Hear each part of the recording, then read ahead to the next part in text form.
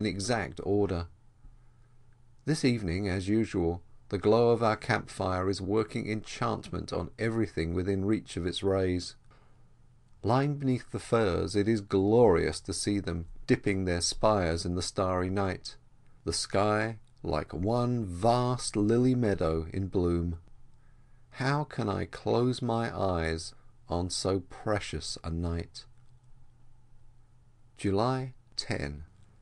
A Douglas squirrel, peppery, pungent autocrat of the woods, is barking overhead this morning, and the small forest birds, so seldom seen when one travels noisily, are out on sunny branches along the edge of the meadow getting warm, taking a sun bath and a dew bath. A fine sight.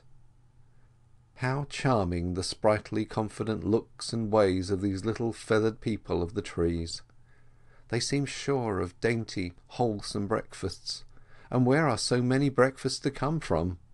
How helpless should we find ourselves should we try to set a table for them of such buds, seeds, insects, etc., as would keep them in the pure wild health they enjoy. Not a headache or any other ache amongst them, I guess. As for the irrepressible Douglas squirrels, one never thinks of their breakfasts or the possibility of hunger, sickness, or death.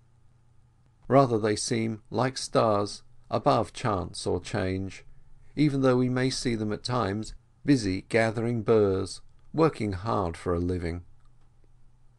On through the forest ever higher we go, a cloud of dust dimming the way, thousands of feet trampling leaves and flowers, but in this mighty wilderness they seem but a feeble band, and 1,000 gardens will escape their blighting touch. They cannot hurt the trees, though some of the seedlings suffer, and should the woolly locusts be greatly multiplied, as on account of dollar value they are likely to be, then the forests too may in time be destroyed. Only the sky will then be safe, though hid from view by dust and smoke, incense of a bad sacrifice.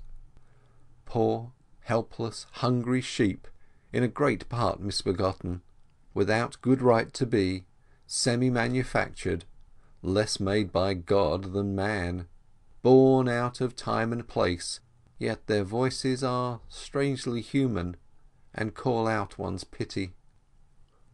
Our way is still along the Merced and Tuolumne divide, the streams on our right going to swell the songful Yosemite River, those on our left to the songful Tuolumne, slipping through sunny Keraks and lily meadows, and breaking into song down 1,000 ravines almost as soon as they are born.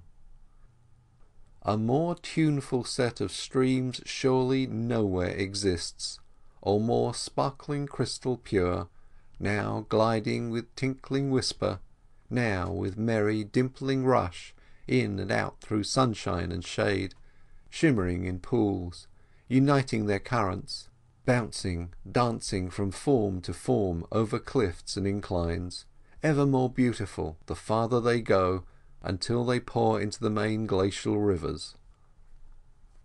All day I have been gazing in growing admiration at the noble groups of the magnificent silver fir, which is more and more taking the ground to itself. The woods above Crane Flat still continue comparatively open, letting in the sunshine on the brown needle-strewn ground. Not only are the individual trees admirable in symmetry and superb in foliage and port, but 6 or more often form temple groves, in which the trees are so nicely graded in size and position as to seem one. Here indeed is the tree lover's paradise.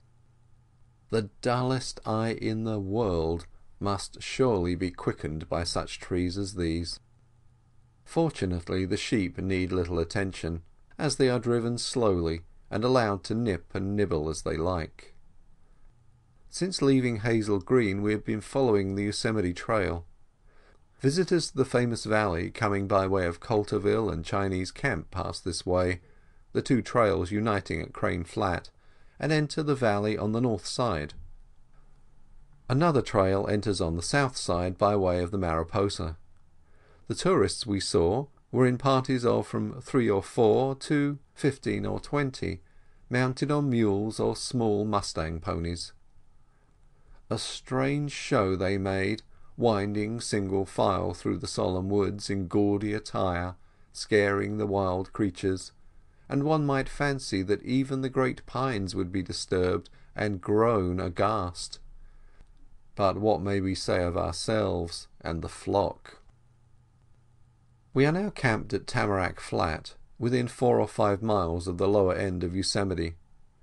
Here is another fine meadow embosomed in the woods, with a deep, clear stream gliding through it, its banks rounded and bevelled with a thatch of dipping sedges.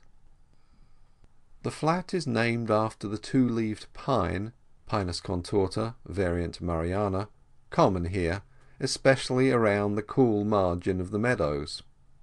On rocky ground it is a rough, thick-set tree, about 40 to 60 feet high and 1 to 3 feet in diameter, bark thin and gummy, branches rather naked, tassels, leaves and cones small. But in damp, rich soil it grows close and slender, and reaches a height at times of nearly 100 feet. Specimens only 6 inches in diameter at the ground are often 50 or 60 feet in height, as slender and sharp in outline as arrows, like the true tamarack larch of the eastern states, hence the name, though it is a pine. July 11. The Don has gone ahead on one of the pack animals to spy out the land to the north of Yosemite in search of the best point for a central camp. Much higher than this we cannot now go, for the upper pastures, said to be better than any hereabouts, are still buried in heavy winter snow. Glad I am that camp is to be fixed in the Yosemite region, for many a glorious ramble I'll have along the top of the walls, and then what landscapes I shall find with their new mountains and canyons, forests and gardens, lakes and streams and falls. We are now about 7,000 feet above the sea, and the nights are so cool we have to pile coats and extra clothing on top of our blankets. Tamarack Creek is icy cold, delicious, exhilarating champagne water. It is flowing bank full in the meadow with silent speed, but only a few hundred yards below our camp the ground is bare grey granite strewn with boulders, large spaces being without a single tree, or only a small one here and there, anchored in narrow seams and cracks. The boulders, many of them very large, are not in piles or scattered like rubbish among loose crumbling debris as if weathered out of the solid as boulders of disintegration. They mostly occur singularly, and are lying on a clean pavement on which the sunshine falls in a glare that contrasts with the shimmer of light and shade we have been accustomed to in the leafy woods.